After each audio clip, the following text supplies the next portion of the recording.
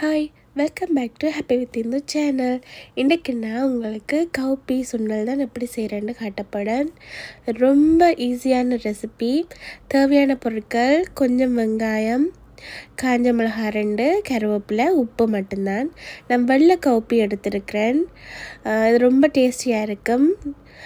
நாங்கள் இப்போ சோஸ் பேனில் கொஞ்சம் காயட்டும் எண்ணெய் ஊற்றுவோம். இப்போ இந்த கவுப்பியை நான் மார்னிங் ஊற வச்சு ஈவினிங் அவிக்க போகிறேன். மேக்ஸிமம் நீங்கள் ஒரு 8 hours ஊற வச்சாலே காணும், நல்லா அவியும். பார்த்திங்களா, நல்லா சாஃப்டாக இருக்குது. இப்போ நாங்கள் சோஸ் பேனில் எண்ணெயை ஊற்றிட்டு வெங்காயம், கருவேப்பிலை, காஞ்ச மிளகாய் போட்டு லேசாக வதக்கி கொள்ளுவோம். இப்படி சுண்டல் செஞ்சு சாப்பிட்டா ரொம்ப ஹெல்த்தி, ரொம்ப ஹெல்த்தியான இது ஒரு ரெசிபி. மார்னிங் நீங்கள் சாப்பிட்டீங்கன்னா நல்லா, நீங்கள் ஈவினிங் ஸ்நாக்காகவும் செஞ்சு சாப்பிட்லாம். இப்போ எண்ணெய் கொஞ்சம் ஹீட் ஆகிட்டு இதில் நான் கட் பண்ணி வச்ச கருவேப்பிலை, வெங்காயம், காஞ்ச மிளகாயை போட்டு லேசாக வதக்கி கொள்கிறேன். நீங்கள் வதக்குறதுக்கு லேசாக அதை உப்பு போட்டிங்கன்னா கொஞ்சம் டப்புண்டு வதங்கிடும்.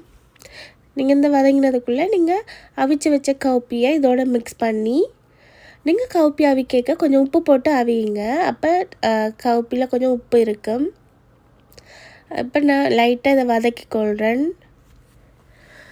நல்லா கொஞ்சம் வதங்கினோன்னே நீங்கள் கவுப்பியை சேர்த்துக்கொள்ளலாம். இன்னொரு கலர் கவுப்பியும் இருக்குது, ப்ரௌன் கலர் மாதிரி, அதுவும் நீங்கள் செய்யலாம். இப்போ நான் அவிச்ச கவுப்பியை இதோட சேர்த்துக்கொள்கிறேன். சேர்த்து லேசாக உப்பு போட்டு நீங்கள் ஒரு மிக்ஸ் ஒன்று கொடுத்து கொண்டாலே காணும், கவுப்பி சுண்டல் ரெடி ஆயிரும். இந்தியாவில் கவுப்பியை காராமணியன்னு சொல்லுவாங்க. நீங்கள் இதை நீங்கள் வீட்டை கட்டாயம் ட்ரை பண்ணி பாருங்கள், எப்படி இருக்குன்னு சொல்லுங்கள். ரொம்ப ஈஸியான ரெசிபி, ஹெல்த்தியான ரெசிபி. இந்த ரெசிப்பியை செஞ்சு பார்த்துட்டு இந்த வீடியோக்கு கமெண்ட் பண்ணுங்கள் அப்படி இருக்குன்னு. கேர்ள்ஸுக்கு ரொம்பவே நல்லம், ரொம்ப சத்தானது. இப்போ பார்த்திங்களா, நான் வதக்கிட்டேன். லைட்டாக உப்பு போட்டு நீங்கள் புரட்டி கொண்டாலே ஓகே, ரெடி ஆயிரும்.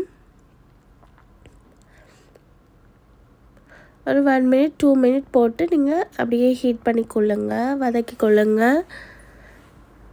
ஏன்னா அந்த சாறு கொஞ்சம் உப்பு வெங்காயம் சேரணும் தானே. இப்போ நான் ஒரு டிஷ்ஷுக்கு இதை மாற்றுறேன். இது நீங்கள் மார்னிங்கில் சாப்பிட்டா ரொம்ப நல்லது. இந்த வீடியோ நான் நிறைய வீடியோஸ் போட்டிருக்கேன், அதையும் பாருங்கள். இந்த வீடியோ பிடிச்சிருந்தா லைக் பண்ணுங்கள், ஷேர் பண்ணுங்கள், மறக்காமல் இந்த சேனலை சப்ஸ்கிரைப் பண்ணுங்கள். தேங்க்யூ ஃபார் வாட்சிங். பாய்.